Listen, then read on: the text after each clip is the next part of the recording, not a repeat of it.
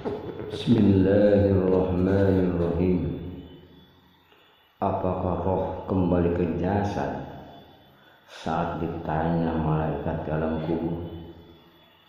Keterangan Rasulullah Sallallahu Alaihi Wasallam tentang masalah ini sudah cukup, sehingga kita tidak membutuhkan lagi keterangan orang lain. Beliau menjelaskan bahwa roh itu dikembalikan pada mayit ketika ditanya oleh malaikat. Abu Muhammad bin Hajm berkata dalam kitabnya Al-Milal wa An-Nihal, tidak benar bagi orang yang mengira bahwa mayit dapat hidup di kuburnya sebelum hari kiamat. Sesungguhnya ayat yang kami sebutkan menolak pemahaman tersebut, yaitu firman Allah, qalu rabbana amattana snataini wa ahyaytana snataini fa'tarafna bi junubina fahal ila khurujin min sabil. Mereka menjawab, ya Rabb kami, Engkau telah mematikan kami 2 kali dan telah menghidupkan kami 2 kali pula, lalu kami mengakui dosa-dosa kami. Maka adakah sesuatu jalan bagi kamu untuk keluar dari neraka?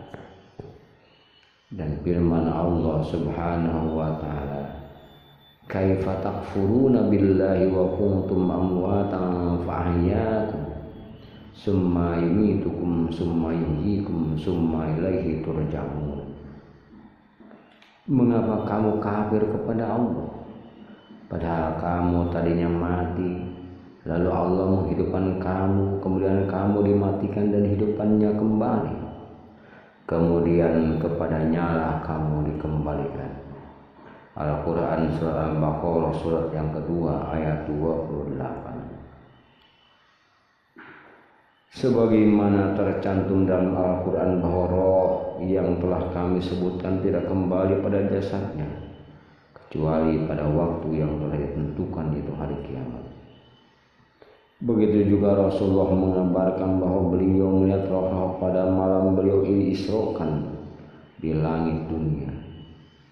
Roh yang ada di sebelah kanan Nabi Adam alaihissalam adalah roh orang yang bahagia, dan roh yang ada di sebelah kiri Nabi Adam adalah roh yang sama-sama. Begitu juga pada peristiwa perang Badar, ketika beliau berbicara kepada orang-orang yang sudah meninggal, bahwa meskipun mereka sudah meninggal, mereka dapat mendengarkan ucapan beliau walaupun belum menghadapi apa yang akan terjadi di alam kubur.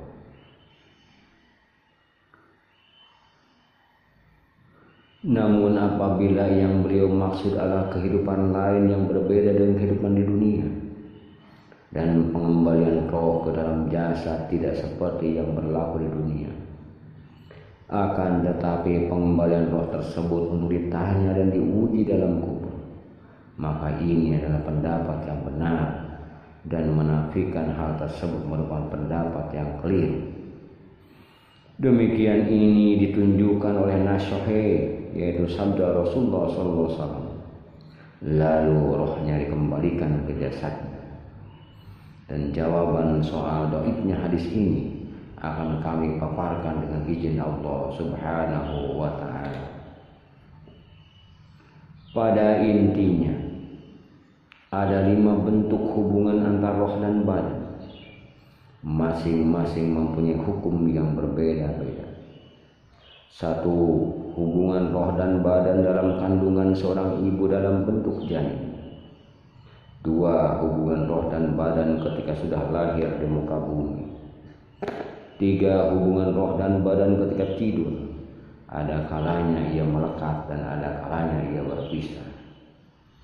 4. Hubungan roh dan badan di alam barzah. Namun apabila roh terpisah dengan jasadnya, bukanlah terpisah secara keseluruhan yang tidak mungkin menyatu kembali dengan jasad. Kami telah memaparkan hadis-hadis dan atsar yang menjelaskan tentang kembalinya roh pada jasad ketika ada seorang muslim yang memberi salam kepadanya. Pengembalian roh pada jasad seperti ini maksudnya bukan penghidupan jasad sebelum ke hari kiamat atau hari kebangkitan. 5. Hubungan roh dan badan pada hari jasad-jasad dibangkitkan. Ini adalah bentuk hubungan yang paling sempurna antara roh dan badan, dan hubungan ini tidak seperti sebelumnya. Adapun firman Allah Subhanahu wa taala dalam surat Az-Zumar surat ke-39 ayat 42 yang menyatakan dalil-dalil tentang hal itu. Adapun roh maka sejatinya ia naik dan turun. Ucapan para sahabat kepada Rasulullah SAW tentang korban perang Badar. Bagaimana engkau berbicara kepada orang yang sudah menjadi bangkai, wahai Rasulullah? Dan penjelasan Rasulullah bahwa mereka mendengarkannya, maka dengan ini tidak dapat dipungkiri bahwa roh mereka dikembalikan pada jasad mereka pada waktu itu. Dengan sebuah pengembalian yang dapat mendengarkan ucapan Rasulullah SAW, meskipun jasad mereka telah menjadi bangkai, maka pembicaraan tersebut untuk roh-roh yang masih mempunyai ikatan dengan jasad-jasad yang telah rusak. Sebagaimana firman Allah Subhanahu wa taala, "Wa ma yastawil ahya walal amwat, innallaha yusmi'u man yasha, wa ma anta bimusmi'in man fil qubur." Dan tidak pula sama orang-orang yang hidup dan orang-orang yang mati. Sesungguhnya Allah memberi pendengaran kepada siapa yang dikehendakinya, dan kamu sekali-kali tidak sanggup menjadikan orang yang di dalam kubur dapat mendengar. Al-Quran surat Al-Fatir surat ke-35 ayat 22. Dan firman Allah yang lain, "Innaka la tusmi'ul mauta wa la tusmi'us summa du'a idza walau mudbirin." Sesungguhnya kamu tidak dapat menjadikan orang-orang mati mendengar, dan tidak pula menjadikan orang-orang yang tuli mendengar panggilan apabila mereka telah berpaling membelakangi. Terkadang dikatakan bahwa peniadaan pendengar orang yang tuli serta pendengaran mayit menunjukkan bahwa maksudnya adalah tidak ada kemampuan keduanya dalam dengar mendengar. Al-Hafidz Abu Abdullah bin Mundah meriwayatkan dalam kitab Ar-Ruh wa An-Nafs dari Muhammad bin Yaqub bin Yusuf dari Adi bin Sabit dari Al-Barra bin Ajib menyebutkan sebuah hadis yang diriwayatkan oleh Imam Ahmad yang menjelaskan bahwa Allah dikembalikan pada kuburnya, dan kedua malaikat duduk di samping mayit untuk membangunkannya.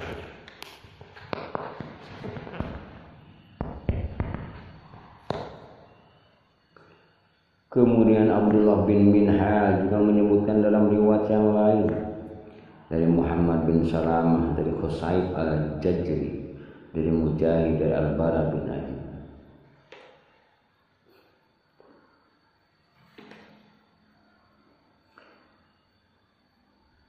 Abu Abdullah bin Mundah berdalih tentang kembalinya roh pada jasad dengan mengatakan, telah menceritakan kepada kami Muhammad bin Husain bin Al-Hasan dari Muhammad bin Zaid An-Naisaburi dari Hammad bin Kirar, telah diriwayatkan dari Muhammad bin Al-Fadl dari Ad-Dhahhak bin Mazahib dari Ibnu Abbas radhiyallahu anhu, ia berkata, suatu saat ketika Rasulullah SAW duduk, beliau membaca ayat ini, "Wa man azlamu mimman iftara 'ala Allahi kadhiba aw qala uhiya ilayya wa lam yuha ilayhi shay'un wa man qala sa'unzilu misla ma anzalallah walau tara idz zalimuna fi ghamaratil maut wal malaikatu bashitu aydihim ahriju anfusakum al-yawma tujzauna azabal khuni bima kuntum taquluna 'ala Allahi ghairil haqqi